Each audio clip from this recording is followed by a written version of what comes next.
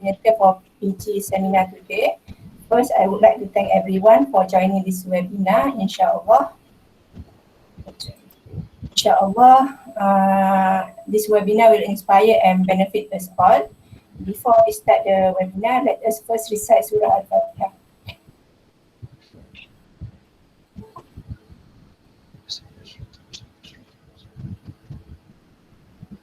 Okay, the topic for this webinar is entrepreneurial skills, and the right person to talk about this would be Mr. Nur Shahiwan from Suncrox Solar.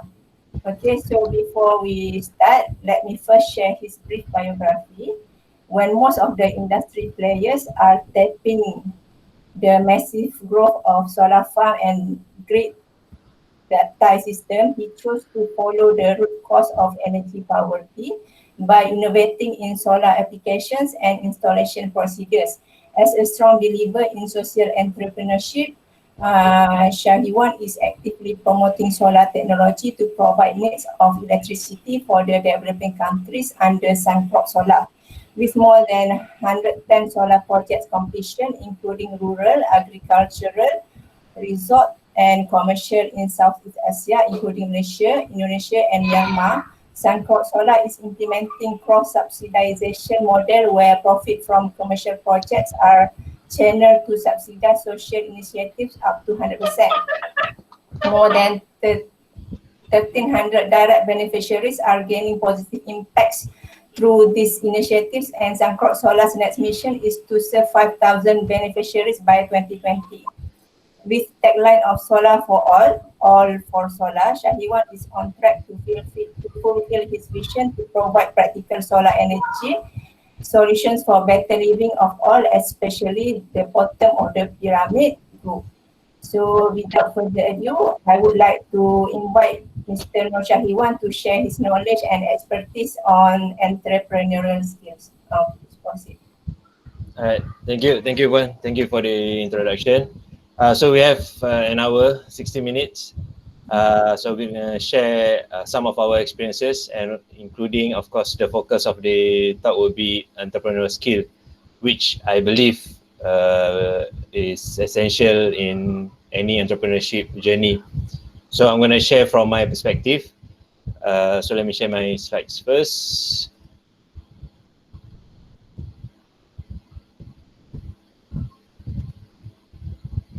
All right, I hope you all can see my first slide. Yeah. Okay, all right, so introduction. Anyway, if any of you have any question during the session, maybe you can ask. You cannot raise your hand, but then you can you can just jump into the presentation and let me know. Of course, there will be like 2-3 seconds, but I will try my best to answer your question. All right, so a brief introduction on Suncrox Solar. We are a social enterprise focusing on solar energy solution. As you can see, our tagline is Solar for all for solar. We believe solar energy should be and can be implemented to all levels of society, especially the off-grid community. What do I mean by off-grid community? It's a community that is living without access to electricity. So if we are taking context of Malaysia, electricity is not that big or major factor, because 99.5 or almost 0.7% of Malaysians do have stable access to electricity. So only 0.3 to 0.5% of Malaysian population have difficulties or have no access to electricity at all. So it's quite new subject. If you are telling to your friends, Malaysian friends, when you said there are still people living without electricity, I don't think they're going to buy it. So you have to explain and show proof. So on a business nature, we are provider for off-grid standalone solar energy solution. It means that we provide solar energy solution to places without electricity. Later, we'll explain to you. In solar energy, there are two main sub-category. The first one will be grid connected, which is including solar farm and building. The second one is off-grid. So later, when I show you the examples, then I believe you will understand more. Alright, these are some of our credentials. We featured in few of the media publications and newspaper, and our achievement. So the latest will be the Commonwealth Innovation Hub for last year, which we have won due to our social initiative in rural empowerment for solar energy projects. There are four categories that we focus mostly. First one will be transportation. So transportation, we solarize vehicles including camper van, food trucks, four-wheel drive car, ambulance, service car and whatnot. Second will be road furniture, including solar street light, kiosk, charging station, toilets, and any road furniture like garden table and whatnot. Third one is building. Nowadays we are getting more and more demand from the building, especially from residential.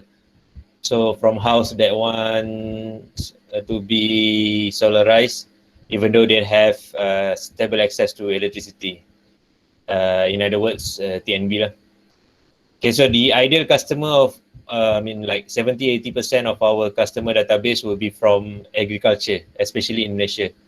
So this will be farm owners, orchard owners, estate, aquaculture as well, fish cage owners, and also processing center like for downstream process, like they want to do packaging for the fruits and vegetables that they have harvested. Okay, so the motive behind Suncrox Solar, so we are social enterprise, like I said. Our focus is to the people, to the off-grid community. Whether you believe it or not, I think still until 2019, we have still almost 1 billion people living without electricity. So in the whole world, we have like 7 billion. It means that you have like almost 18% of people living without access to electricity. So most of these people living in African continent, South Asia, and also Asian, and some of them are from Latin America. The best part is 90% of these people are living in the places with abundance of sunlight. It means that they live near to equator, where sunlight is not sufficient for solar implementation. But nowadays, you can see until 2018, the total installed solar capacity, it means that including solar farm all over the world, is 512 gigawatt peak. I believe the number in 2019 will be almost 700, if not 800 gigawatt peak of total solar installed in the world, especially including the solar farm. In other ends, we only need 240 gigawatt peak for us to make sure that 1 billion people have access to basic electricity. Just want to give you this stigma or dilemma where solar energy is the best solution for these people, like I said, because they have abundance of sunlight. But the whole industry is going towards solar farm and whatnot, where this group of purchaser or users are neglected. So it means that we have so much solar power installed in the world, but we still cannot solve the power problem. Okay, so this is the stigma or the motive and the rationale behind our involvement in solar energy. Okay, so these slides are not quite updated. Until now, we have completed 110 projects of solar energy. Assalamualaikum, Cik. Yep. Nak tanya, gigawatt peak tu, kenapa ada peak kat ujung tu? What does it mean? It means that it can achieve 512 gigawatt peak. Okay, solar panel we measure by watt peaks. Okay, watt peaks. Sebab kita selalu power kan dengan student kita ajar, power Watt. is watt, right? Betul. So solar panel, if they say that solar panel is 300 watt, it means that it's a 300 watt peak, because it can only achieve 300 watt in perfect condition, which is Okay, almost full impossible. capacity. Yes. Okay, understand. Okay. So it means that you must have perfect sunlight, perfect temperature, no cloud, no haze, which is for us impossible lah. Okay, faham. The watt peak is the lab measurement lah, where you put in the actual application. I believe it will be impossible lah for you to achieve. Okay, thank you. Alright, so back to our traction, 110 projects. This is our 9th years. Our model of social enterprise is cross-subsidization. If you all know fashion brand called Toms, T-O-M-S, I'm not sure whether they still have this practice or not. If you buy a pair of shoes, they will contribute another pair to the beneficiaries. So it is quite similar with our model, where we have our commercial projects. If you see on the slide on our left, on the right side is our social projects. So every time we have revenue from our commercial projects, we will channel a portion of it to do social initiatives, which is fully subsidized, or in other way free. We give solar energy solution for free to the beneficiaries.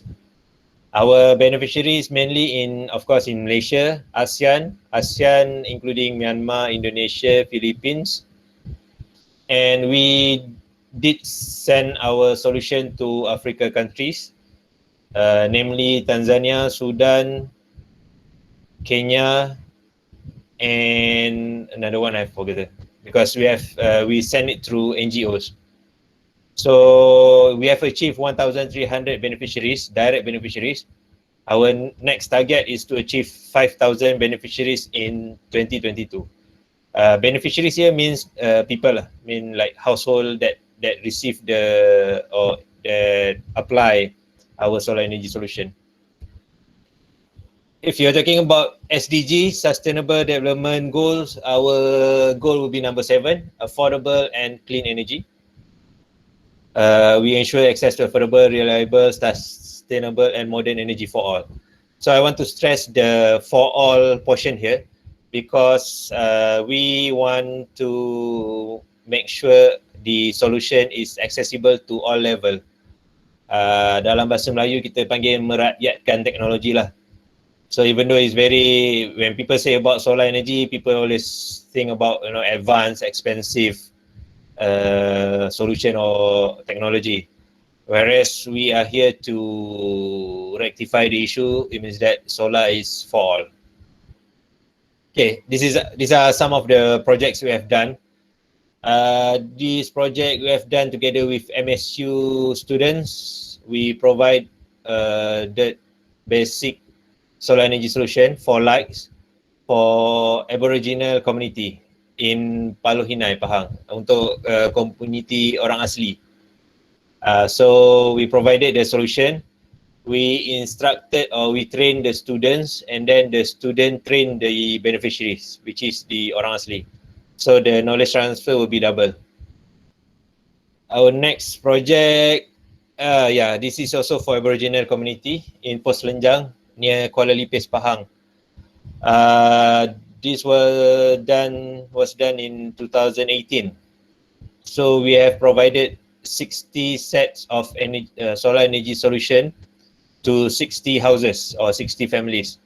The beauty of this program is we taught the beneficiaries to install the system themselves, because we want them to be able to maintain the system. We don't want to just give and leave the solution and they don't know how to use it, let alone to maintain the system. This is our international involvement. This was in Myanmar. If you can see my cursor lah, see the guy wearing black shirt, right? So this is the guy that we trained previously in our first trip to Myanmar. And then for the second and third projects, we just send our solution to them. And this guy is actually teaching the other villagers on how to install. So that's how the evolution of knowledge of skills, being taught to each other. It's like viral thingy lah, from one to another. Again, our social project with Aboriginal community. This was done in Tasik Chini, Pahang. If you can see, he's using, we gave him this pakcik cutter, wire cutter to strip the wire. But after some time, he said, wait, I'm going to take my,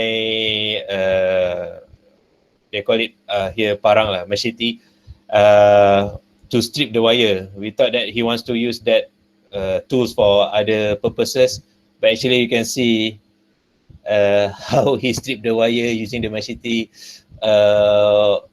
which is very unique lah for us. We were quite worried when he took these tools and came to us lah. We thought of something else that might be threatening to us, but actually he just want to strip the wire using his own tools. Again, social project for Cameron Highland. This is goreng pisang stall. The sellers are selling until night.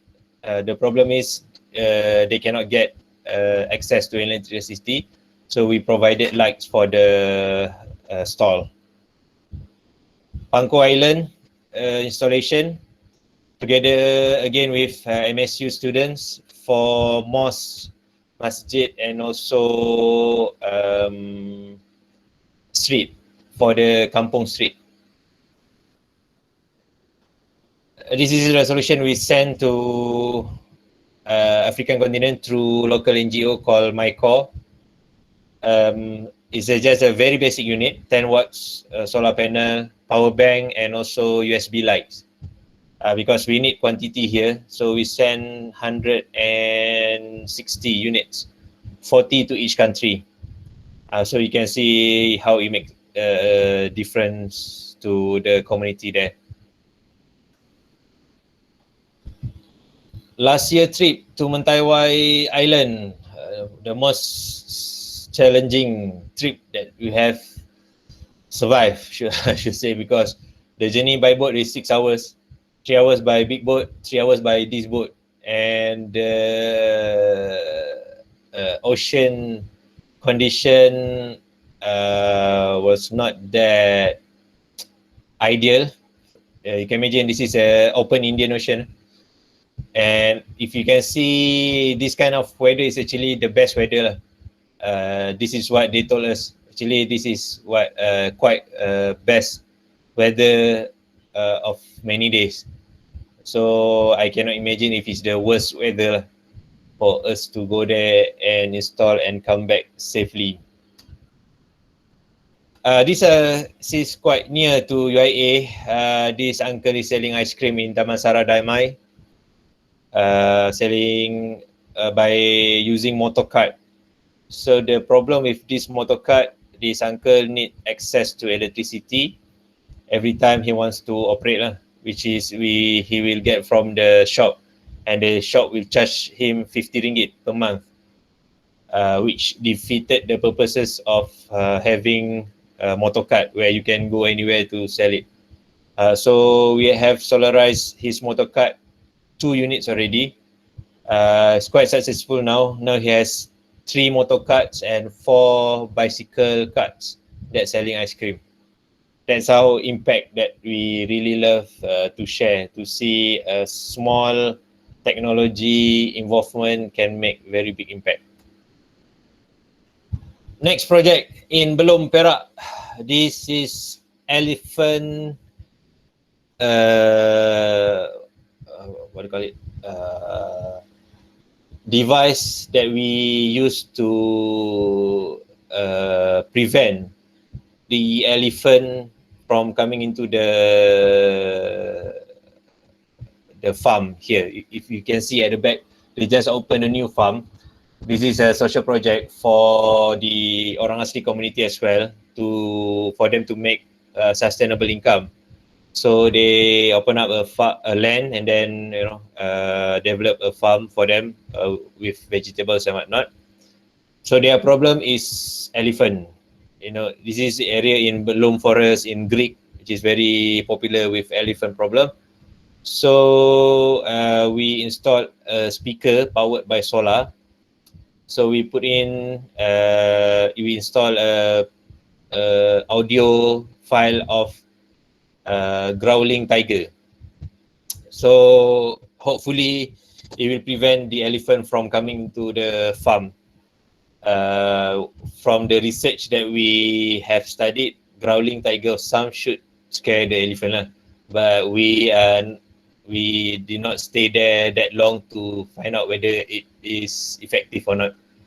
Or else the orang asli will just use the microphone to shout or make very loud noise to scare off the elephant. Another social project. This is Asnaf lah, beneficiaries that is living in his own land. But the thing is, his land is not that accessible. So we installed solar powered lights for the family. Again, projects for orang asli in Postgraduate, another 60 houses. This project was done together with Impact, IMPACT, Impact Malaysia. Impact is an agency under Ministry of Youth, Malaysia. So this was done was completed in August last year. We went in again in this year, February, and we did a feedback study. We received a very how should I say, very for us is very high impact project feedback from them. Okay, I'll give you an example because they are also farmers.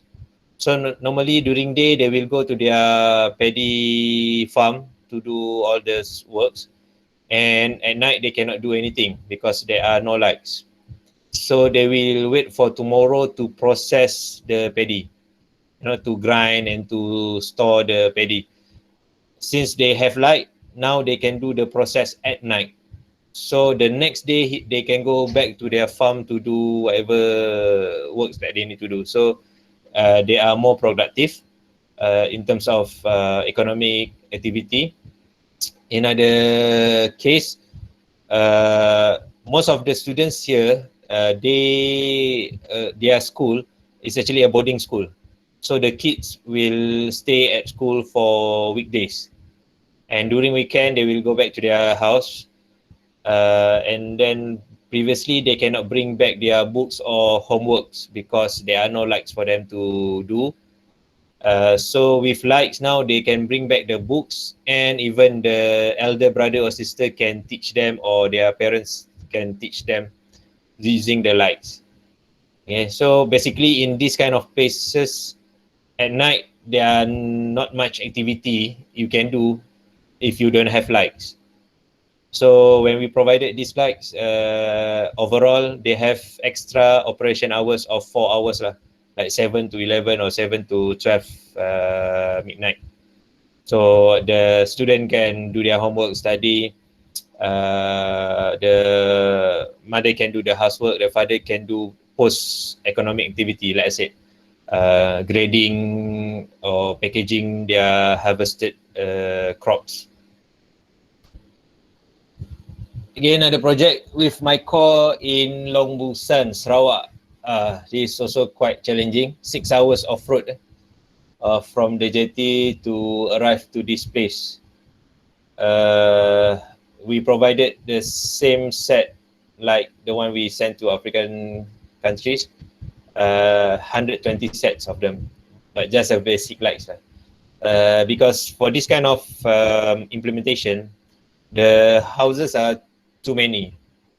If we give a bigger system, it means that we need to choose, because of course the cost will be higher, right? Again, just to make sure everybody gets the solution, that's why we need to downsize or downgrade the system to cater all houses. This is the same concept that we have done together with Management and Science University. This is Polytechnic Sultan Azlan Shah, PISAS. We train the student and the student will train the beneficiaries to do the installation. Some of the pictures, implementation in Kenya, same set like the one in Tanzania just now. Okay, this is our commercial projects. If you have been to Perdana Botanical Garden or Lake Garden near Bank Negara in KL, you can see some of the structures or buildings there are being solar powered. That will be our commercial projects. Some of the social projects being covered by media, especially TV3 in Aduan Rakyat. This is for the beneficiaries in Postitom, Pahang. H1 for Sandakan in Sabah. Our commercial project again, for water treatment center for Aboriginal community, and latest for building. This is what we call self-consumption solar energy system, where we put solar panel on the top of the building, and then the power produced will be consumed directly by the building. We are not transferring any power to the grid or sell it back to the TNB per se. Okay, so that will be my first half of the talk. Do you have any questions?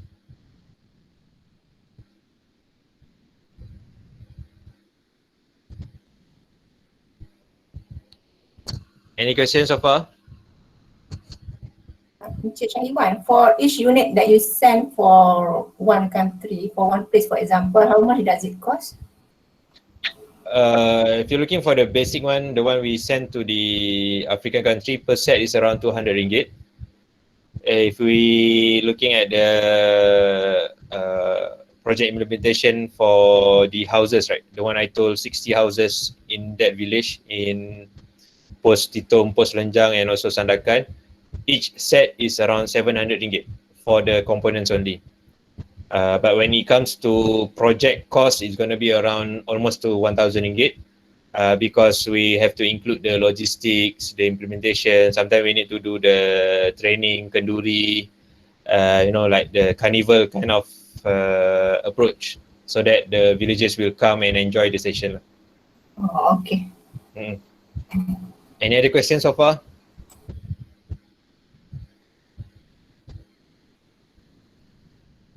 Okay, so I assume no question. So let me continue. So as per our topic here, entrepreneurship skill, so I'm gonna outline some of the skills I believe we need in order for us to go through this journey. So I'm gonna give you a definition of social enterprise first. I really like you all to have further study on this social enterprise model, or you can just search on the internet. It can also be called social business, social enterprise. Some of them called philanthropies, but not to be confused with NGOs or charity or CSR. Okay. So, social enterprise, you must have sustainable inclusivity. Okay, like I said, they are the other names for social enterprise is social business, and also philanthropies. One of the good book that you can read is by Professor Yunus from Bangladesh. If you look up for Grameen, there will be so many reference and articles about the model. For whatever it is, you must have two objectives. Yeah. Number one, of course, social enterprise is a business entity. You need to make profit. You need to make money in simpler way. Okay. The first objective will be financial sustainability. It means that, just like normal business, you have your own cost, you have your own margin, you must gain that profit. Okay, that's why I said you must be really careful. SE or social enterprise is not a charity, it's not a non-governmental organization, and it's not a corporate social responsibility. Okay, so your number one objective is financial sustainability. Your second objective, you must have your social, like I said, KPI lah. Social factor or social problems, social cause that you want to solve. For Suncrox Solar, our social cause is very easy. It is electrification rate. It means that we want to provide more electric access to people who do not have access. So our company's KPI are two. Number one, of course, the revenue that we made. And second, how many people that we have served. That's why if you can see the equation here, every 1 kilowatt peak that we install, we must make sure there will be another 10 beneficiaries on our social side to receive the solution. Okay, so this is okay, Encik Syahriwan, boleh saya tanya when you do this kind of equation, it means that the beneficiaries tu, the house, at least basic necessity dia when you come out with 10 tu, maknanya macam untuk lampu, kipas, is it something like that, or rumah tu ada number of people semua tu macam mana kira macam tu? So kita akan selesaikan masalah dia yang untuk lampu, dan yang paling penting sekali sekarang USB charging. I see. Untuk dia charge phone, gadget dia, kadang pun ada device yang pakai USB kan. Cuma dari segi kipas tu tak sangat lah, dia orang tak perlukan sangat. Cuma ada setengah kes tu yang spesifik, contoh dia nak pam air lah. Contoh kita ada buat macam tandas awam, ada surau ke masjid yang nak pam air daripada sumber air. Maknanya kita solarkan yang pam tu betul-betul. I see. So tapi generally bila saya sebut beneficiaries ni semua, diorang akan dapat akses kepada lampu dan juga USB charging lah. Okay, that's the basic necessities lah. Yes, that's the basic necessities lah. Okay, terima kasih. Right.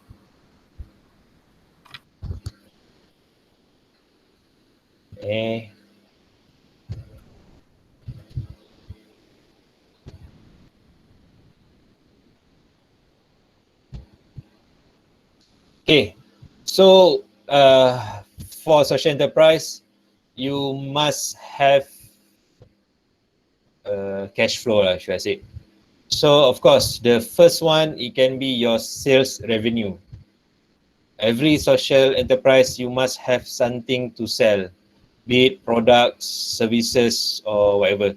So for us, it's very easy because it is within the same industry. We sell solar energy as commercial products, and then we do social projects using social energy as well. But for some social enterprise, they will have difficulties, especially in health and education.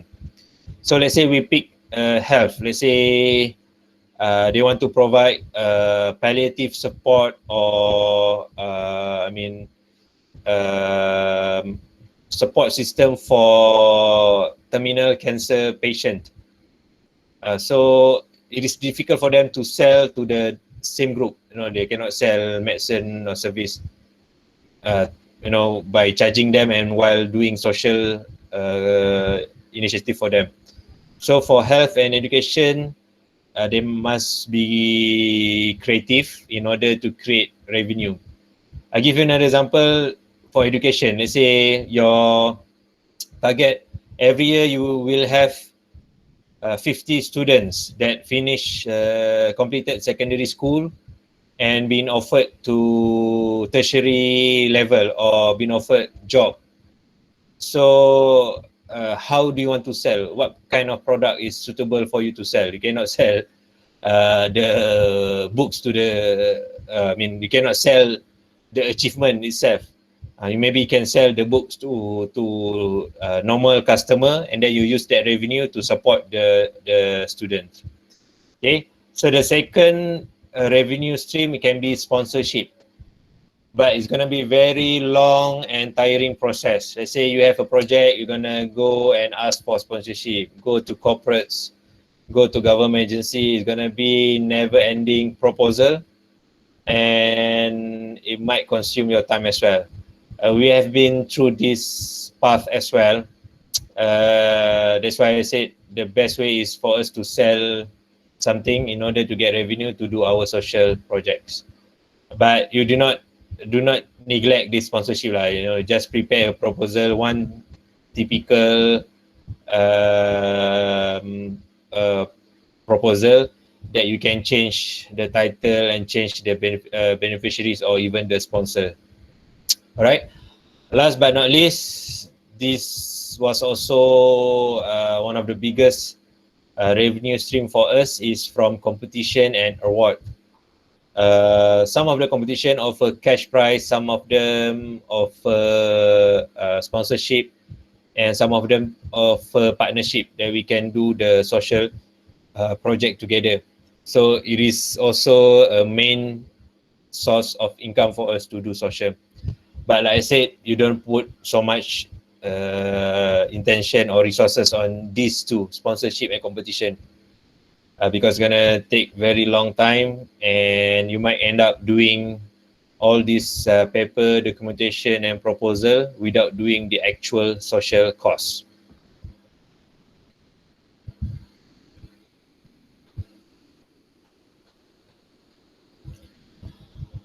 Okay, above all, what did we learn from our social initiatives? It's always about social more than technical. Okay, in our early involvement with social projects of solar energy, we always worried about the technical issues.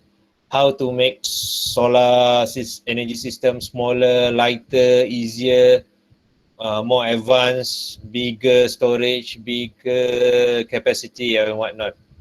At the end of the day, if you cannot deliver, if you cannot make sure the actual end user to use the system properly, your system will be totally wasted.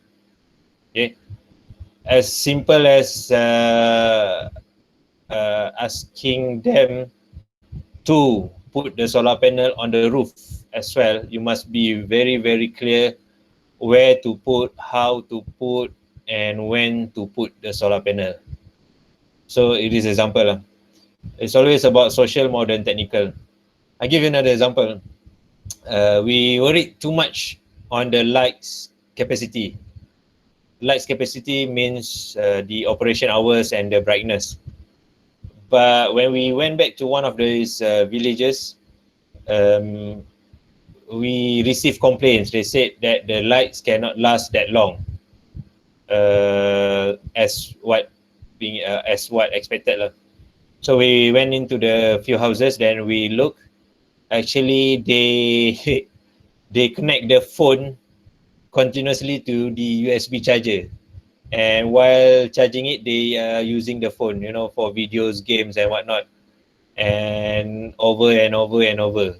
So the power actually to be used for the lights are now being used to charge the phone. So if you do not make this social contact or social approach, you won't know the actual problem is. So we will tell them they can only charge their phone 1 hour or 2 hours per day, or else if they charge more than 2 hours, the system will explode.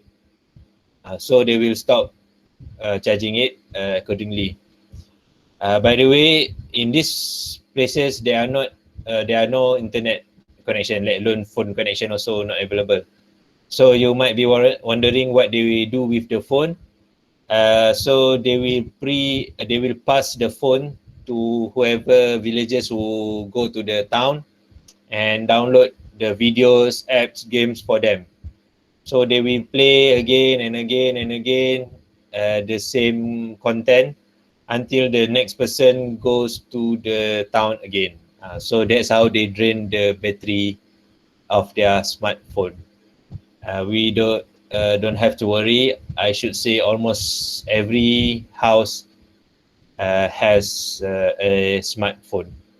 Okay, this is also a technology gap issue that we need to address, because the transition for them is too rapid, because we've been through the process of using phone, call, SMS, and then MMS, WhatsApp, and whatnot.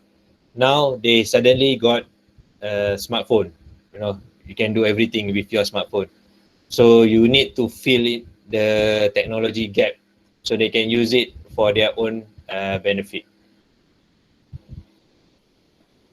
Okay, for technology commercialization, Suncrox Solar, at first back in 2011, we supposed to commercialize technology from local university, which is Universiti Kebangsaan Malaysia, in solar charge controller. So we have quite an experience in commercialization. I believe for you all audience, graduates, undergraduate, postgraduates, you should also venture, if not think about venturing into this technology commercialization, because you have the knowledge, access to the technology, access to the expertise back in university, and you should really consider technology commercialization. It means that doing business with technology. You don't do traditional business, conventional business, whereas where you're going to put more competition to all other business operators out there that are doing business with less technology implementation. Okay, so for technology commercialization, what do you need? The first one, you must need MVP, minimum viable product. If you were to make a car, don't wait until the car become a proper car, only then you want to sell. Make sure you go through the process of this. You can make first skateboard and test the market, sell, get the feedback, improve, and then make scooter again, sell, test the market, make bicycle again, upgrade to motorcycle. Only then you wait until car, and then you test the market. You don't wait this for the first process, because if anything happened during the process, you already wasted so many of your resources, especially your time. You can imagine how many years you want to make a car. Let's say, I don't know, 3, 4, 5 years. Suddenly when you test the market with your car, people don't like your car anymore. They want a flying car or whatever, electric car or something like that. So you have wasted 4, 5 years. The market is moving, the market is changing. Make sure you change according to the market. Alright, then second one, you must need minimum viable ecosystem. Just now you already have your products. Okay, what do I mean by minimum viable ecosystem? It means that, let's say you want to sell fruit products. Okay, it's a dragon fruit that can become a superfood supplement, whatever. Okay, but don't wait until you finish your research 4 years to get that superfood level of that dragon fruit. Only then you will sell to the market. No, you must get yourself involved in the ecosystem. Meaning you can just go to night market or sell the dragon fruit by the roadside, or become helpers to fruit stalls to sell the dragon fruit. Okay, I hope you all understand, because I cannot see your face and your response. If you do not understand, just please let me know. It means that you must get involved with what you want to do as soon as possible. I give you another example. You want to do delivery. You want to start up doing food delivery using drone. Okay, and now you are working on the drones and the system and the back end and whatnot. Don't wait until you have complete the system, only then you will venture into the market. You can start first by doing the motorcycle food delivery, be it Grab Food, Food Panda or whatever, so that you can know the language, you can know the chain, supply chain in that industry. So you can know who supply to who and what is their margin, what is their risk, and what is the requirement in order for you to fill that position. Okay. Again, I cannot see your response. I hope you all understand. If you do not understand, you can just ask me. All right, the third one. Innovation is cheaper than invention. Normally, I will ask this since I think we have time. Oh no, around 15 minutes. I think you all can look up lah. Innovation definition and also invention definition.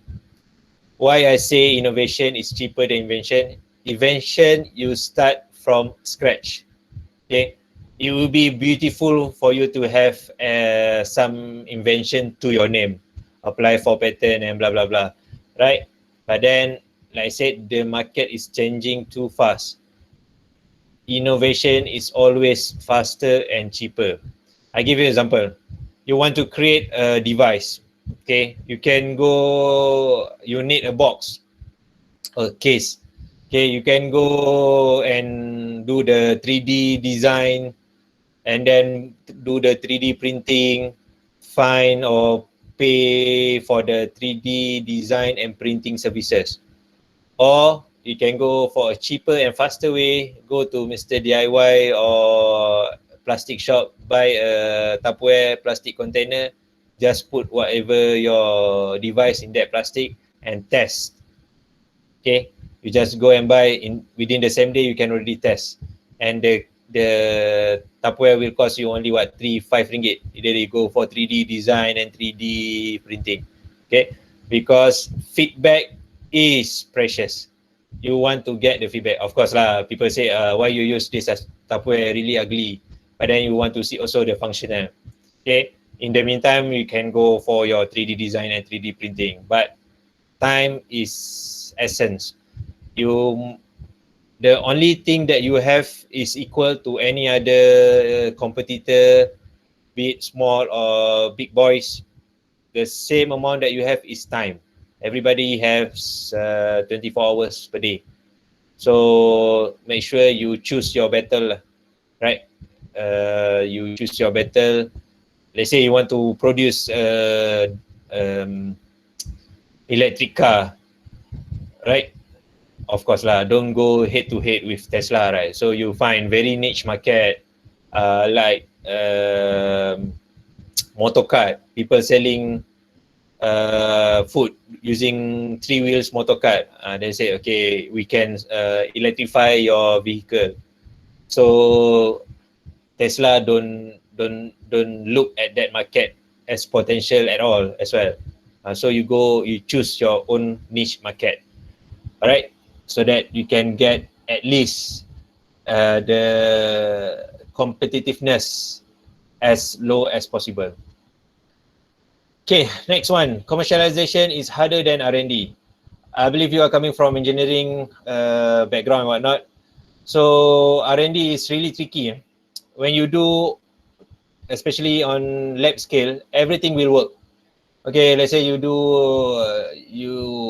invented a motor engine system, whatever, even products in biotechnology. In labs, normally you will always success. But when you want to sell to the market, then it's totally different story. Fresh start. Okay, the typical approach that I have from education institution, when they have some patents, from research, from PhD student, master student, they said the word they always use is tinggal nak jual je. It means that the product is ready, you will sell like hotcakes once you introduce it to the market. Believe me, it's the most biggest lie or myth that you cannot believe at all. Okay, lab version and commercial version is totally different story. Okay, you need to start again. maybe you can achieve the same result. Let's say you produce a product A from lab. Product A can achieve results as what you want. But you must understand the cost to make this product A in that lab. Normally there are no caps, or maybe the budget is very big because it's a research.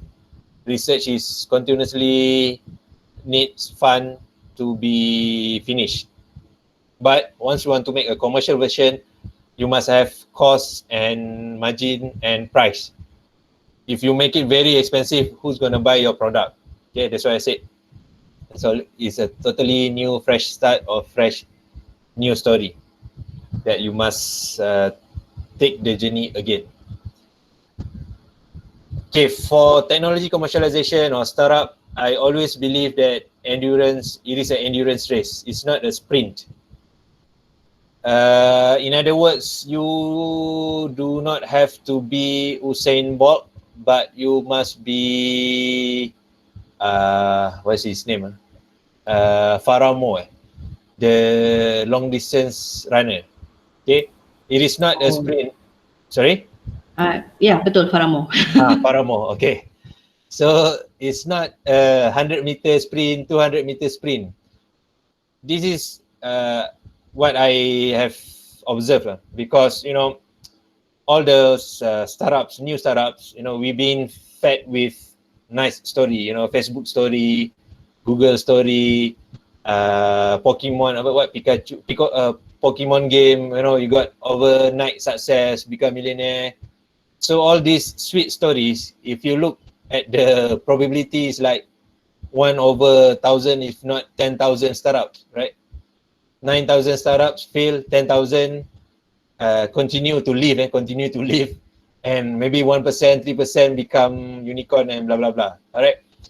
So they always think about short term, making this big, we go all out, and then suddenly things happen as not what you expected, then you feel really down. This is from my own personal observation. So I really want to share with you, it is not a sprint. Even though they said, startup, okay lah, once you go for Series pre-seed, Series A, Series B, millions of dollars will come to your company, then you will become overnight success. While this is true for very few cases, but you really need to have stamina to go through this process, because it's always, the good thing about startup, you are small. You can go anywhere. You go, you knock your head, and then you come back, you take another path. That's your function. So when you have this kind of overnight success of expectation, you are not ready to fail. So that's the keyword. You are not ready to fail. So in other words, please be ready to fail. Okay. Encik Syahwan, how long was it for you, the journey? This is our 9 years. To be honest, I almost shut down the company end of 2017, early 2018. But we bounced back. The biggest year for us is 2019, where we have 100% growth of revenue. What's the tipping point? We spend a lot on the branding. We push our content online. The marketing lah, basically. Yeah, we almost give up. But suddenly, almost in 2018, people start to call us. We don't have to do cold call. We don't have to find customers. We only have to screen customers. We receive a lot of inquiries, especially last year and of course this year. So our name is there lah. So I don't know, maybe if you look up for solar energy system off grid, more likely Suncrox Solar will be there. So this year during MCO, how is your revenue? Itulah. So we're expecting 100% growth as well this year. Actually, we are, to be honest, I can share with you all, we are hoping to reach 7-figure sales revenue. But then dah break even ke? Dah lama dah break even dah. Walau. So on the January and February tu cantik lah. The momentum is there. And then March suddenly alamak MCO lah apa. So now we are Alhamdulillah lah, we still can get our same growth like last year. Not same growth lah, same revenue like last year. At least our growth is not decreasing lah. At least we are increasing but not as much. Maintain lah, at least maintain lah kan. At least maintain lah, at least maintain. Okay, thank you.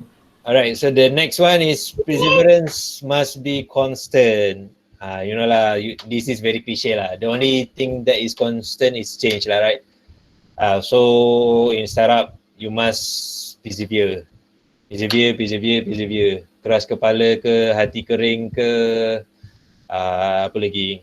But sometimes you must, okay, this is what you must. You can get all inputs. You can, of course, you must have mentors, advice from your family and friends. Get as much as possible inputs about your business.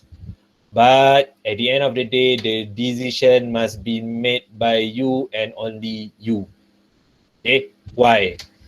Why I said because whatever decision that you take, at least you know that you are the one who make that decision, and the consequences of is because of your decision, not because of other people inputs. So I hope you all get what I mean. Get as much inputs as possible. Jangan jadi bodoh sombong pula ya. Kang suruh keras kepala, keras hati kering apa semua kan, orang cakap semua tak dengar.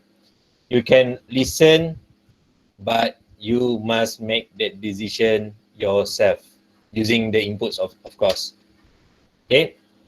Alright. So startup ni you will never fail until you say or until you declare it is a failure. So you can have 10 times of trials for your product, 100 times you try, 1,000 times. As long as you say it is still not a failure, then it is still not a failure to you. Only you can declare whether you have failed or not. Okay. Maybe you have failed in one product, but you are still in the same industry, or you can still use the same connection or networks to do other products or other business, totally new business. Alright, so last portion of our talk for today. Just to give you, I believe you're from engineering background, right? So this is very basic lah to how configure solar energy system. Number one step for you to configure solar energy system is to neglect about the solar energy component at all. Don't think about solar energy at all at first place. Because why? Understand the requirement first. You go to the user, to the actual end user, you say what they want to use with their electricity, what kind of equipment, what kind of tools. Understand the requirement first. Sometimes they don't even need solar energy or electricity, they need other things. Okay, I don't have the pictures here, but I can show an example I gave you.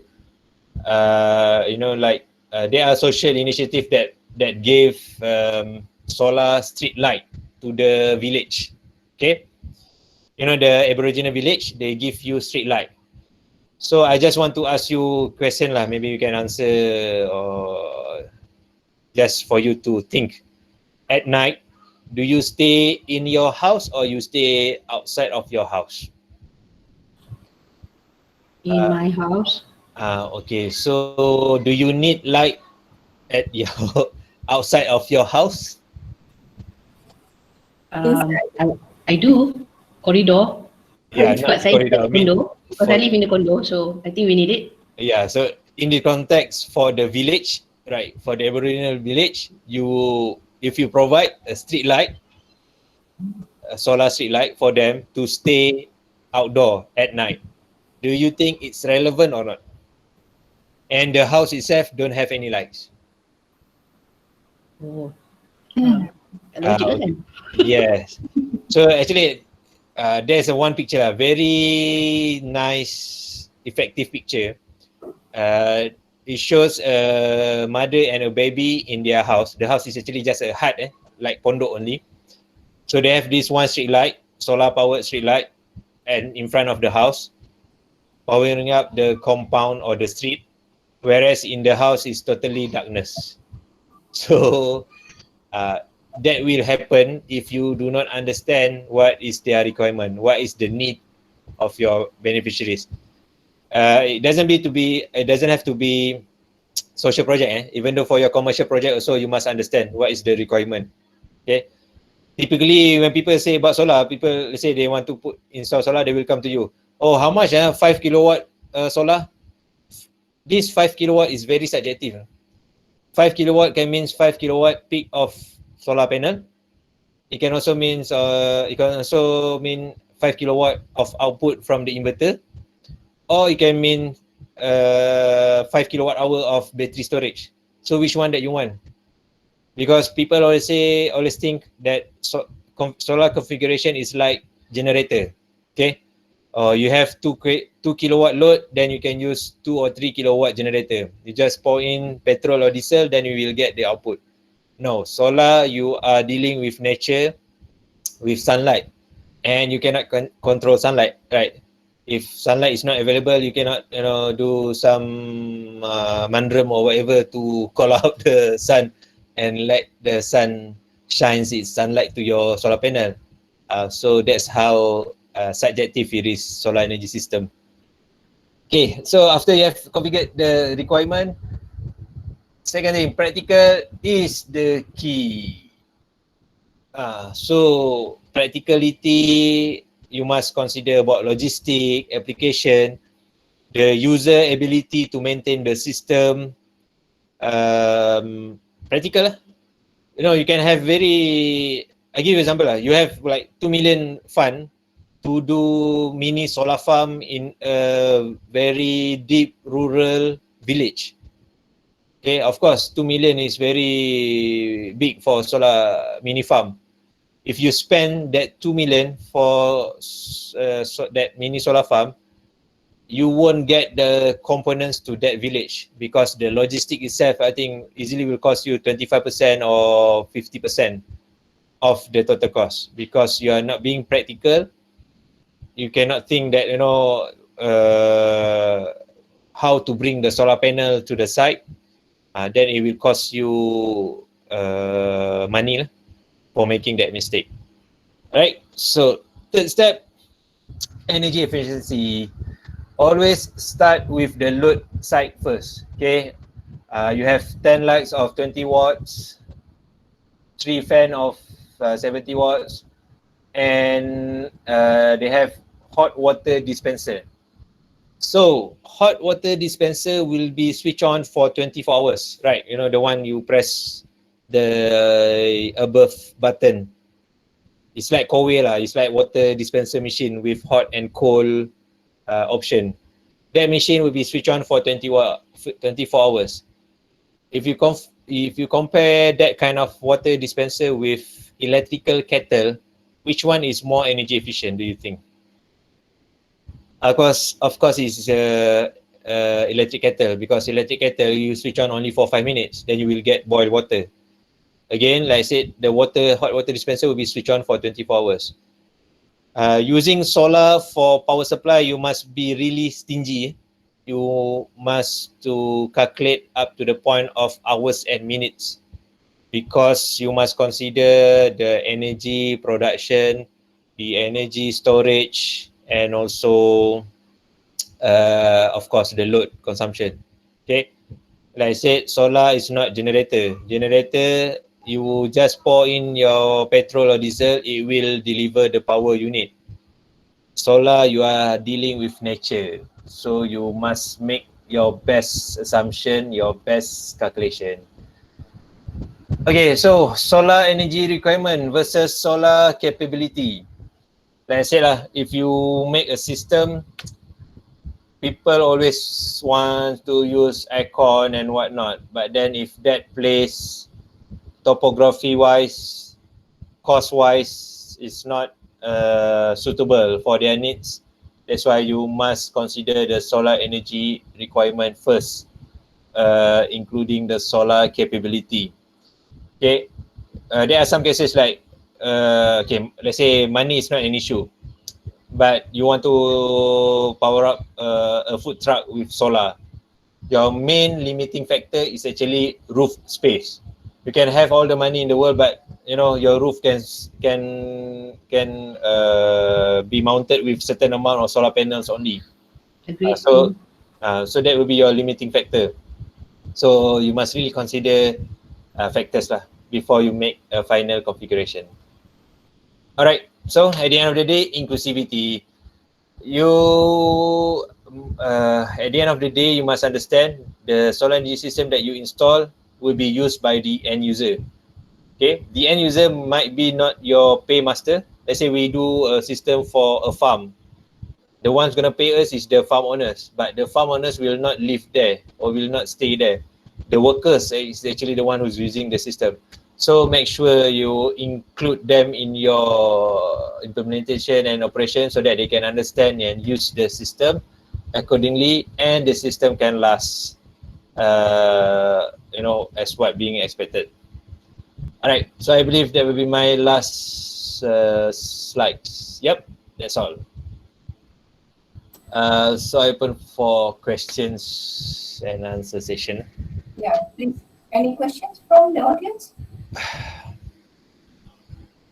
Ada soalan tak? Okay. So while waiting, I'm just going to read two questions from the chat. Mr. Syahriwan. Sekejap, I cari macam mana nak buka chat dia. Tak apa, saya baca.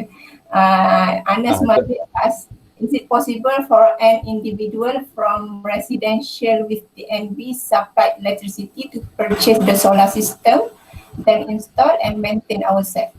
Will there be some tutorial from Suncrox Solar to the buyer? Okay, yes. It is possible for you to have solar energy system to your grid connected house. Okay, but then there are three types of solar energy system that you can install. First one is net energy metering. Later, again, about the video, you can search our, by the way, please subscribe to our YouTube channel, Suncrox Solar. All those videos about these programs, projects, even your question also, there are specific videos on that. So back to the three types of system, I just give you a brief. First one is net energy metering, where you install a solar panel and inverter without battery. So the power will be produced, will be used first by the house if you are using the house, and the surplus will be transmitted back to the grid, and then TNB will calculate the transmitted energy as credit, which will be deducted on your next month bill. That is called NEM, net energy metering. That will be number one. Number two, you can do self-consumption system, but there are some guidelines you must follow because we don't want to mess around with electric supply. Okay, so it means that you have solar panel, you have inverter, you have battery to your house, but there are some guidelines which if I want to explain, it's going to be long. And then the third one, you can have DIY kind of style, totally not connected to your house. I mean, like lights on your porch area or parking area, you want to make it powered by solar. So this system is totally separated from your house. These are like DIY kind of approach. You can definitely do it on your own. Oh, okay. Yep. And second question, what's your opinion in bringing solar power technology for smart cities development, specifically in Malaysia? Okay, so smart city. Smart city is a very popular term now. All right. Smart city itself, like I said, there are many components of smart city, I believe. Of course, the infra. So solar will become part of the infra of or the facility. To have solar energy system in smart city is very. I always use this word is all this why when we sell solar energy is very sexy word, you know. When we say people, oh, solar powered, solar energy powered, or people will say, oh, okay, just like smart city lah. When people say about smart city, so with solar energy, it become more sexier as well. All right, but then smart city itself is about the implementation. especially the city folks lah. If the city folks is not smart, then it's useless to have smart city, right? Alright, like say I give you an example lah, a flying car, right? Or semua everybody like try where we gonna have our flying car, but not. But we miss the infra, we miss the system. If you have one flying car, how you gonna regulate that flying cars? Where you gonna park? How you gonna, how you gonna manage the traffic? Do we have law regulation about flying car as well? So smart city itself, it starts from very basic, from the community itself. Okay, so we can grow and grow and grow. Of course, we need this jargon lah. I mean, smart city. When people say, "Oh, this is smart city," before this they use green city or green tech. So I said, what's so green about this? There's one city I don't want to mention lah. So what's so green about this city? We use solar powered street light. Oh, now you're already green lah because you already have solar powered street light. The word green is macam save more energy, something like that, is it? Yeah, I mean, we call it greenwashing lah. So you even have green petrol station. What do you mean by green petrol station? The petrol station itself is green or not? So, so same thing like smart city lah. You have smart city, smartphone, like, but we lack of smart people now lah. Yeah. Okay. Ada soalan lagi tak? Any questions? Dr. Huda, I have one question. Okay. When we talk about that smart city kan, for example, and then when you talk about the family yang letak lampu outside the house tu kan, okay, like I say, for my condo, I do need the light outside the corridor, but then we don't want it to like turn on every time kan, for example. So let's say we want it to turn on when there is a motion. Okay, so let's say we implement that and the light source is from the solar panel. So kalau tak ada movement, light to turn off, does it still take the power from the solar? Only will consume when the motion is activated lah. Okay, so maknanya the sensor detect motion, so dia akan trigger some program to turn on the solar. So yes, it's still a standard switch lah, bukan dia keep on take the power kan, like macam like macam Cik kata pasal kowe tu, the energy efficiency tu kan. Betul.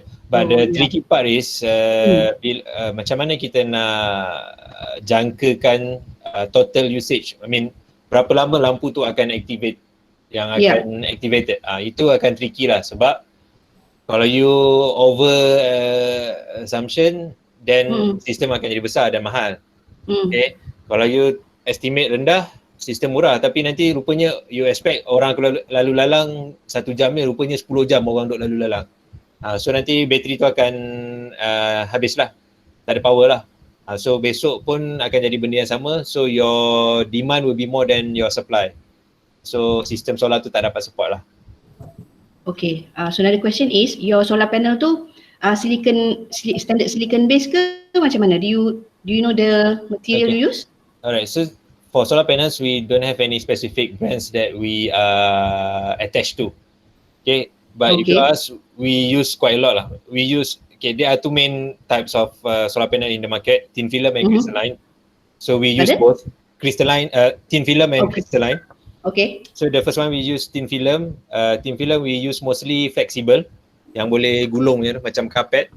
Okay. Okay, so and then lately for bigger project, because of the stable supply and easier supply here in Malaysia, we use crystalline punya panel, be it poly or mono. Okay, dari segi cost wise? Cost wise, crystalline masih lagi murah daripada thin film. Thin film ni dia tak popular sangat. Tapi dia punya perbezaan makin lama makin kecil lah, makin dekat lah. The good thing about that thin film is because dia flexible lah kan? Yes, dia kalau dia thin film ni dia flexible betul lah. You boleh gulung tapi tak boleh lipat lah. Cannot crease lah, tak ada crease. Kita boleh bend dia. Dia tak boleh bend. Tapi kalau crystalline, dia tak boleh flexible. Dia boleh semi flexible je. Dia boleh lengkung je, tapi dia tak boleh gulung. Sebab dia still solid. Yang thin film tu asal dia liquid. Dia macam print, macam cat, painting. So you can paint on any surface. So the paint will follow according to your layer lah. But then it depends on the surface area kan, to get that sun. Betul. Thin film generally is bigger. If you compare 100 watt thin film, 100 watt crystalline, is going to be like 1.6 times bigger than crystalline thin film. 1.6 times. Okay. Yeah. Faham. Okay, So, terima kasih. Okay. Ada soalan lagi tak? Any question? Okay. So rasanya dah tak ada kot. Okay. So Alhamdulillah, we have come to the end of our webinar session.